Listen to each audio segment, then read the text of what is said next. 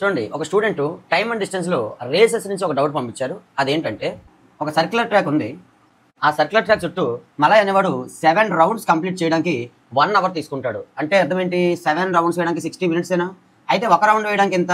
60 minutes by 7. Neha అనే అమ్మాయి 11 rounds per hour. అంటే అర్థం ఏంటి? 11 రౌండ్స్ వేయడానికి 60 మినిట్స్ టైం పడుతుంది. అంటే 1 రౌండ్ వేయడానికి ఎంత? అంటే 60 మినిట్స్ బై 11ఏనా? అయితే వాళ్ళిద్దరిని సేమ్ డైరెక్షన్లో 2:45 PM కానీ రిలీజ్ చేస్తే వాళ్ళిద్దరూ ఫస్ట్ టైం ఏ టైం మీట్ అవుతారని అడుగుతున్నాడు. చూడండి, ఫస్ట్ టైం మీట్ అవ్వడానికి ఎంత టైం పడుతుంది అంటే దాన్నే మనం రిలేటివ్ టైం అంటాం. అంటే అర్థం ఏంటంటే relative distance by relative speed అని అర్థం. అంటే రిలేటివ్ డిస్టెన్స్ అంటే ట్రాక్ లెంత్, రిలేటివ్ స్పీడ్ అంటే వాటి మధ్య రిలేషన్. ఇప్పుడు చూడండి, రిలేటివ్ డిస్టెన్స్ అంటే ట్రాక్ లెంతేనా? ట్రాక్ లెంత్ ఇవ్వలేదు కాబట్టి మనం క్వశ్చన్లో వచ్చిన ఒక రౌండ్ టైంలో ఉన్నాయి కదా వాళ్ళిద్దరు, వాటికి ఎల్సిఎం తీసుకోవచ్చు. ఓకేనా? అంటే 60/7కి 60/11కి ఎల్సిఎం ఎంత అంటే ఫ్రాక్షన్స్కి ఎల్సిఎం కట్టాలంటే న్యూమరేటర్స్కి ఎల్సిఎం కట్టాలి. 60కి ఎల్సిఎం ఎంత అంటే 60 కదా? ఎస్ 60. ఇప్పుడు 11కి 7కి హెచ్సిఎఫ్ కట్టాలి. 11, 7 అనేవి ప్రైమ్ నెంబర్ కదా. సో హెచ్సిఎఫ్ ఎంత అంటే 1. అంటే మన ఫైనల్ ఎల్సిఎం ఎంత అంటే 60. ఒక 60 మీటర్స్ ఎంత అనుకోండి, ఏం ఇబ్బంది లేదు.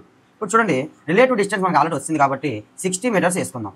ఇప్పుడు రిలేటివ్ స్పీడ్ అంటే అర్థం ఏంటి? వాళ్ళిద్దరు స్పీడ్లు కావాలి. ఇప్పుడు చూడండి, ఏ స్పీడ్ కావాలంటే ఏ లెంత్ బై ఏ టైము. అంటే 60 మీటర్స్ లెంత్ మనం అనుకున్నాం కదా. ఇప్పుడు ఏ టైం ఎంత అంటే 60/7ఏనా?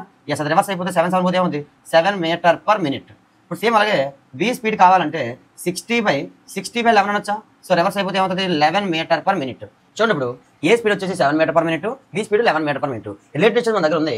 రిలేటివ్ స్పీడ్ కావాలంటే వీళ్ళిద్దరి మధ్య డిఫరెన్స్ అయినా ఎంత? అది 4. అంటే రిలేటివ్ స్పీడ్ ఎంత? 4 మీటర్ పర్ మినిట్ అనొచ్చా? ఎస్, రెండు క్యాన్సిల్ చేస్తే ఎంత? 15 మినిట్స్. అంటే వాళ్ళిద్దరూ స్టార్ట్ అయిన దగ్గర నుంచి ఫస్ట్ టైం మీట్ అవ్వడానికి 15 మినిట్స్ టైం పడుతుంది. మళ్ళీ ఎంత టైం అని అడిగారు కాబట్టి 15 స్టార్ట్ అయిన టైంకి 15 యాడ్ చేస్తే వచ్చే 3 PM అనేది మన ఆన్సర్గా తీసుకోవచ్చు. ఓకేనా? ఈ వీడియో కానీ మీకు నచ్చినట్లయితే మన ఛానల్లో చాలా వీడియోస్ ఉన్నాయి, వెళ్ళి వాచ్ చేయండి. Thank you.